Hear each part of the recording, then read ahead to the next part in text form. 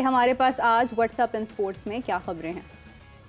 सबसे पहले WhatsApp in sports में ट्राई नेशन सीरीज पाकिस्तान का फातिहाना आगाज, अफगानिस्तान और यूएई के खिलाफ शानदार जीत के बाद टॉप ऑफ द टेबल्स। इसी के साथ आज ट्राई नेशन सीरीज के तीसरे मैच में आज अफगानिस्तान और यूएई आमने सामने होंगे और दोनों ही टीम्स को अपनी पहली विन की तलाश है। जहां हम बेहतरी की बात कर रहे हैं कि किस तरह बेहतरी हो सकती है, बिकॉज अभी तो अफगानिस्तान और यूएई है, तो सलमान अली आगा भी परेशान और तशवीश उनको हुई हुई है कि ये डेथ ओवर्स में हम बेजान बॉलिंग क्यों कर रहे हैं। तो उन्होंने कहा डेथ ओवर्स में बेजान bowling, he is concerned about that. अगले मैचेस में मजीद बेहतर नताइज के लिए इस पर काबू पाना सबसे बड़ा जो है वो चैलेंज है। और कप्तान सलमान अली आगा ये कहते हैं कि यही एक चीज़ है जहाँ पे हम मुश्किलात में पड़ सकते हैं। जैसा कि आप सब जानते हैं कि सैलाब की वजह से मुल्क में काफ़ी परेशान कुन सूरत हाल है, तो इसी हवाले से शाहिद आफरीदी पेशावर में PSL और बैनुल अक़वामी मैचेस के वहाँ सैलाब ज़दगान की मदद के लिए चैरिटी मैच बहुत अच्छा इक़दाम करार। शायकीन की बड़ी तादाद, अवाम ऐसी सरगर्मियों की मुंतज़िर। बिल्कुल जी, शायकीन वाकई ऐसी मुंतज़िर, बिकॉज हम तो कुछ ही वेन्यूज़ पे देखते हैं कि कुछ ही वेन्यूज़ पे PSL के मैचेस होते हैं या इंटरनेशनल मैचेस होते हैं, तो इन अलग अलग वेन्यूज़ पे भी मैचेस होने चाहिए, ये कहना है शाहिद आफरीदी का। एंड हमारे साथ क्योंकि यासिर मौजूद है, यासिर हमीद हमारे साथ मौजूद है, एंड यासिर को मैं सबसे पहले यही पूछना चाहूँगी because he was the part of this match as well. Yasir कैसा एक्सपीरियंस रहा? बड़ा बहुत एनर्जेटिक लग रहा था, लोग बहुत जमा थे, रश था, कैसा एक्सपीरियंस था? बहुत अच्छा जी, माशाल्लाह बहुत अच्छा एक्सपीरियंस रहा। और काफ़ी अरसे बाद पेशावर में जो है वो मैच हुआ, तो ऑब्वियसली आपको तो लोगों में बहुत हंगर है, उधर का जो क्राउड है। और पेशावर में जब भी मैच हुआ है, मैं वहाँ पे टेस्ट मैच भी खेलो, वनडे भी खेलो, और हमने हमेशा देखा कि हमेशा क्राउड जो है वो फुल ही रहा है। तो वही उसी तरह जो है क्राउड, हम जब पहुँचे तो ग्राउंड फुल था, जैम पैक तो नहीं था क्योंकि उसकी कैपेसिटी, जो ये नया ग्राउंड बना है, आई मस्ट से कि बहुत खूबसूरत स्टेडियम बना है माशाल्लाह। और उसकी जो कैपेसिटी है तकरीबन 35,000 तक है, लेकिन इन्होंने टिकट्स मेरे ख्याल से, क्योंकि ये कॉज है फ्लड रिलीफ के लिए था, तो लोगों ने टिकट्स बाय किए।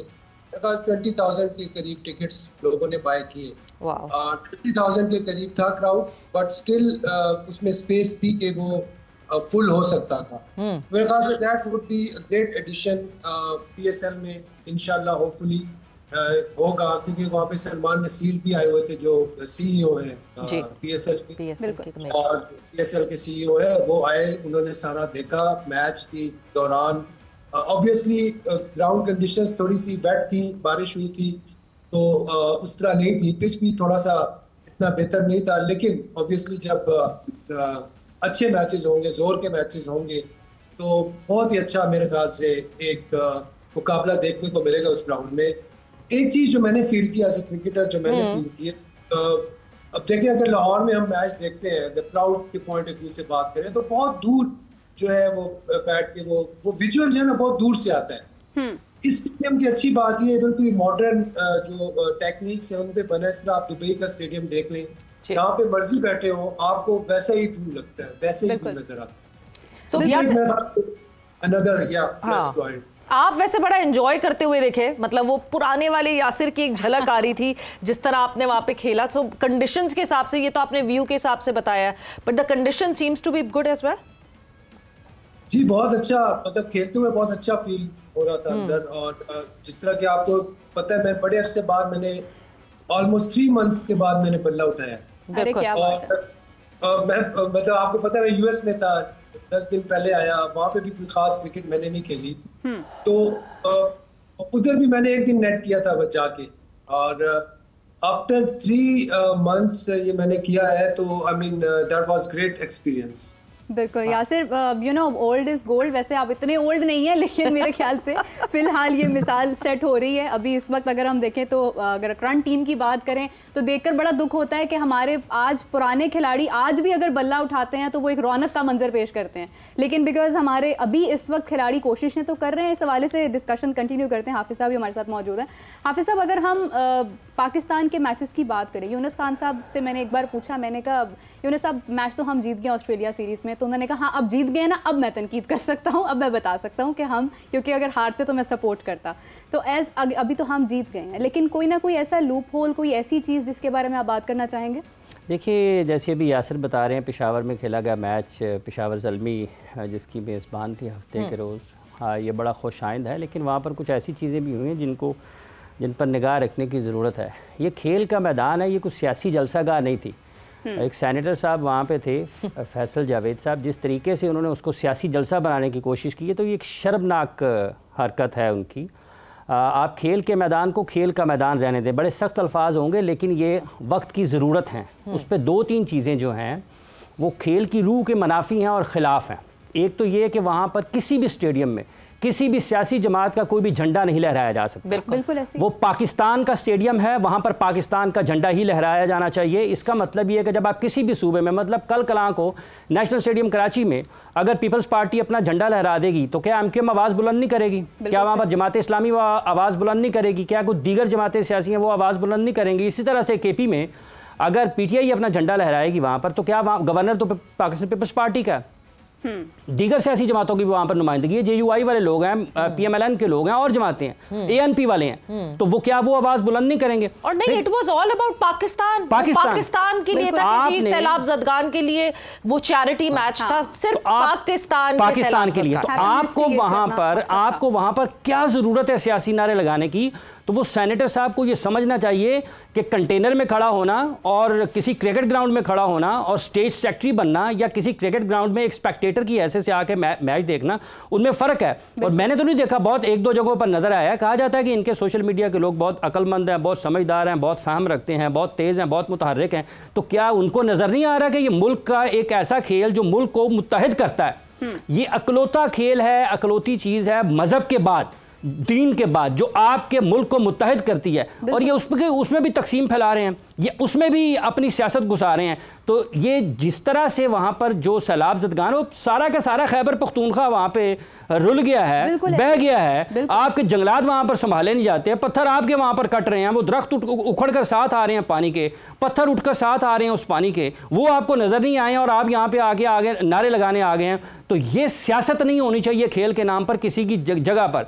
और अगर उनके जितने भी लोग हैं जो सोशल मीडिया पर हैं, जो ट्विटर पर हैं, फेसबुक पर हैं, टिकटॉक के ऊपर हैं, जितनी भी आपकी सोशल समाजी राब्ते की वेबसाइट्स हैं उनके ऊपर हैं, उनको नजर नहीं आया ये क्या हो रहा है पाकिस्तान के साथ। इसलिए एक मिनट देखें, इसलिए जब कभी भी आप किसी कौमी मकसद के लिए इकट्ठे होते हैं तो उसको कौमी मकसद रहने देना चाहिए, ठीक है? उसमें सियासत नहीं लानी चाहिए। ये इस मुल्क को मुत्तहिद करने का वक्त है। आप उस सैलाब के नाम पर भी सियासत कर रहे हैं। कुछ नदामत है आपको, कुछ एहसास है आपको कि आप इस मुल्क के नौजवान के जहन में क्या भर रहे हैं?